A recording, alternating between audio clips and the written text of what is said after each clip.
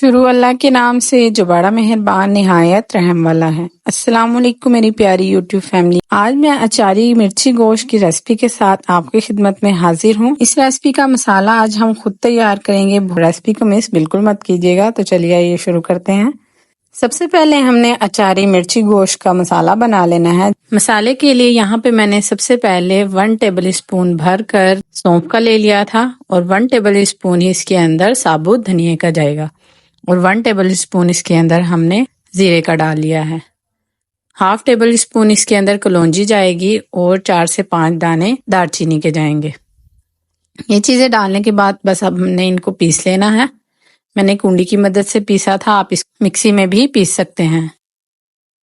ये देखिए मसाला यहाँ पे दरदरा सा है, मैंने बिल्कुल इसको पाउडर फॉर्म में नहीं बनाया। यहाँ पे मैंने हाफ टेबल स्पून कुटी हुई लाल मिर्च डाल ली है और 1 टेबल स्पून लाल मिर्च का पाउडर डाल लिया है और 1 टीस्पून भरकर जाएगा इसमें हल्दी का। हल्दी के बाद इसके अंदर हम नमक डाल लेंगे। नमक आपने अपने टेस्ट के मुताबिक डाल लेना है और यहाँ पे मैं डाल लूंगी पपीते का पाउडर। पपीते का पाउडर ऑप्शनल है, आप इसको स्किप भी कर सकते हैं। बस ये मसाले डालने के बाद आपने इसको अच्छी तरह से मिक्स कर लेना है और साइड पे रख देना है। जी यहाँ एक बॉल ले लिया है, बॉल के अंदर हम गोश्त को डाल लेंगे। यहाँ पे मैंने 700 ग्राम के करीब गाय का गोश्त लिया है। मैं यहाँ पे हड्डी वाला गोश्त इस्तेमाल कर रही हूँ, आप बगैर हड्डी के भी इस्तेमाल कर सकते हैं। बस जी जो हमने मसाला बनाकर रखा हुआ था वो हम इस गोश्त के ऊपर डाल लेंगे। हमने सारे का सारा मसाला नहीं डालना, थोड़ा सा बचा कर रख लेना है। आगे चलकर मैं बताऊंगी कि हमने इस मसाले का क्या करना है। इसको हम एक साइड पे रख देंगे। बस जी मसाला आपने अच्छी तरह से गोश्त के ऊपर लगा लेना है हाथों की मदद से। इस तरह से आप गोश्त को अच्छी तरह मसाले के साथ मिक्स कर लें। बस अब हमने इसको तकरीबन 1 घंटे के लिए रेस्ट पर रख देना है। तो चलिए आइए इतना हम दूसरे मसाले की तैयारी कर लेते हैं। यहाँ पे मैंने 1 इंच अदरक का टुकड़ा ले लिया था जिसको हमने काट लिया है और तकरीबन 10 से 12 जो है लहसुन के ले लिए हैं। यहाँ 5 से 6 अदद हम हरी मिर्चों के ले लेंगे और इसका अच्छा सा पेस्ट बना लेंगे। पेस्ट आप कुंडी में भी बना सकते हैं और मिक्सी में भी बना सकते हैं। बस जी अब हम चलते हैं अपने चूल्हे की तरफ। यहाँ पे मैंने कढ़ाई के अंदर घी ले लिया है, आप ऑयल का भी इस्तेमाल कर सकते हैं लेकिन घी से ज़रा ज़्यादा अच्छा टेस्ट आता है तो मैंने आज घी यूज़ किया है। घी के अंदर हम यहाँ पे टमाटर डाल लेंगे। मैंने यहाँ 3 से 4 अदर टमाटर ले लिया है। इसको आपने बारीक बारीक काट लेना है ताकि जो टमाटर हमारे हैं वो अच्छे से गल जाएं। बस अब इसको आपने तकरीबन 3 से 4 मिनट के लिए कवर करके रख देना है ताकि हमारे जो टमाटर हैं वो नरम पड़ जाएं और अच्छे से मैश हो जाएं। हम इसके अंदर डाल लेंगे मसाला जो हमने बनाकर रखा हुआ था, लहसुन और अदरक का और हरी मिर्च का। बस जी ये मसाला डालें और मसाले को थोड़ा सा भून लें ताकि जो हमारा लहसुन है वो अच्छे से भुन जाए और उसकी बहुत ही प्यारी सी महक हो जाए। अगर तो आपको रेसिपी पसंद आ रही हो तो लाइक कर दीजिएगा और कमेंट सेक्शन में अपनी राय का इजहार ज़रूर कीजिएगा कि आपको मेरी ये रेसिपी कैसी लगी। और चैनल को अगर अभी तक सब्सक्राइब नहीं किया तो फौरन से लो फ्लेम को सब्सक्राइब कर लें। शुक्रिया। जी हाँ बस अब हमने मसाले के अंदर डाल देना है मैरिनेट हुआ हुआ गोश्त। अब इसके अंदर कोई मसाला लगाने की आपको ज़रूरत नहीं पड़ेगी, कोई एक्स्ट्रा मसाला डालने की ज़रूरत नहीं होगी क्योंकि हमने तमाम मसाले पहले से ही रेडी करके रख लिए थे।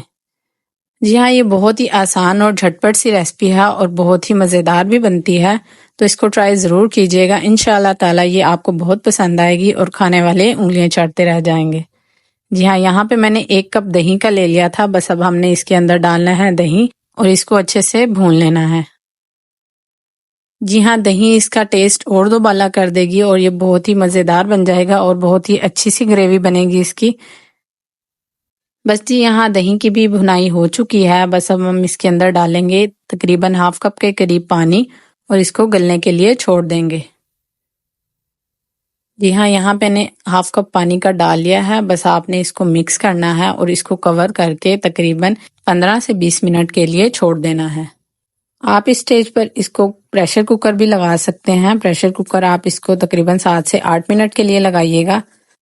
तो चलिए आइए रेसिपी के अगले स्टेप की तरफ चलते हैं। यहाँ पे जो हमने मसाला बचा कर रखा हुआ था उसके अंदर हमने 2 टेबल स्पून सरसों के तेल के डाल लेने हैं और 1 टेबल स्पून इसके अंदर पानी या नींबू का रस डाल लेना है। जी हाँ, बस अब इन दोनों चीज़ों को डालकर इसको अच्छी तरह से मिक्स कर लें और इसका एक पेस्ट सा बना लें। ये देखिए इसका पेस्ट जो है वो रेडी हो चुका है।